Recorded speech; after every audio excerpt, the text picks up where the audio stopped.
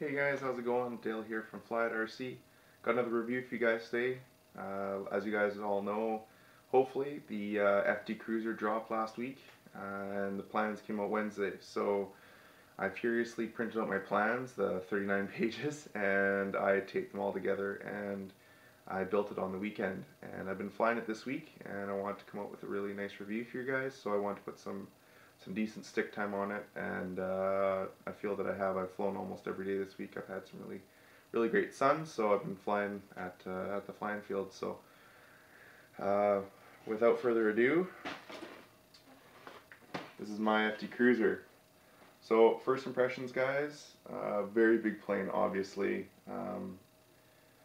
I always have found and say that the bigger the plane, the nicer it flies, the more stable it is in the air, obviously. But this plane is just rock solid. It's really nice. Um, but one thing you guys are gonna need to know is with the four-channel airplane and the double motors on the wings, now you really need to be now you need to be using your rudder in your turns, because it's not just uh, turning on a single axis. Now you have, as you're turning, you have a motor that's also pulling this wing as well. So when you're turning, you need to use your rudder to kick around your nose, because you have not just in axis anymore. It's two motors. So you guys really need to get used to using your rudder. If you guys aren't used to using your rudder, definitely I'd recommend building the baby blender first. The version 2 just came out, so do that, or the FT3D as you guys see up on the wall.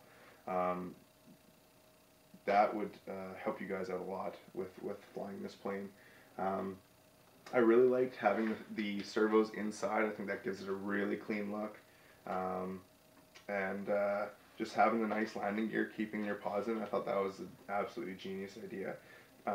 This plane, guys, I'm running a 310 watt, or two 310 watt motors, NTM series, 1000 kV. So my rotation on 4 cell is about the same as Josh is getting with his 1250 kVs on 3 cells. So my speed is going to be generally the same as Josh is finding on his. So as you guys can see, maybe, I don't know if you guys can see on the resolution of the screen, but I have crashed mine.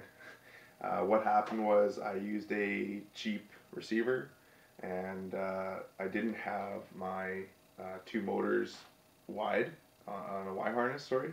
I had them into different ports and I was mixing, and I think it has to do with just the quality of the receiver. Didn't mix properly, and I was having lag issues with my motors, and I had synced up my ESCs and everything properly, and set them all up, so everything was the same on both ESCs before I ever took off. But one motor would spool up before the other, and then the other one would kick in, and ended up becoming really apparent as I was flying on about my third flight. I had some really big issues, and I lost control, and I couldn't recover it just because the motors weren't acting in sync, and I crashed from about 30 feet up. And the only damage, guys, was I crinkled the nose here a little bit, and my battery tray inside got pretty crinkled. But 5 minutes with the hot glue gun, and I was back up in the air. So this plane is amazing. Has amazing durability, guys. So just one thing I want to tell you guys is my plan on how to fix this without having to rebuild a brand new fuselage, and well, basically a whole new plane, because if you're going to build a new fuselage, if you want to replace your fuselage, you really can't, because you have these nacelles glued onto your wing, so you can't slide your wing in anymore unless you want to rip your wing apart. So this is what I plan on doing, guys. Hopefully, if you guys run into this, you guys can maybe do it too. Basically, you cut back as far as you need to on your fuselage, wherever the damage is.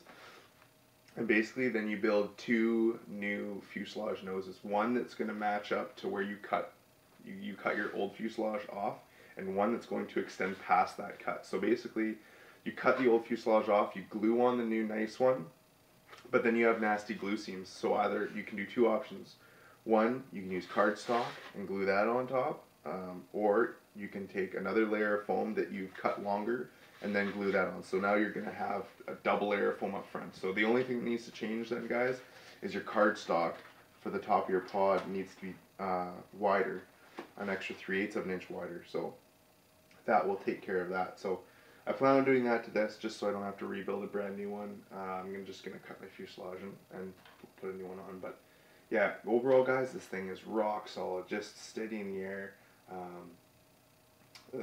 Just really good rudder control too. I was very surprised with that little rudder, just really, really good.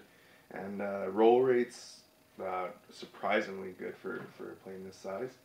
And yeah, guys, I would just really encourage you guys to either buy this V-Build kit or download the plans and build it.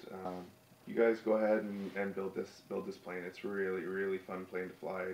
Just good for, you know, the lazy evening, day after work. Come home and just grab your cruiser and go cruise.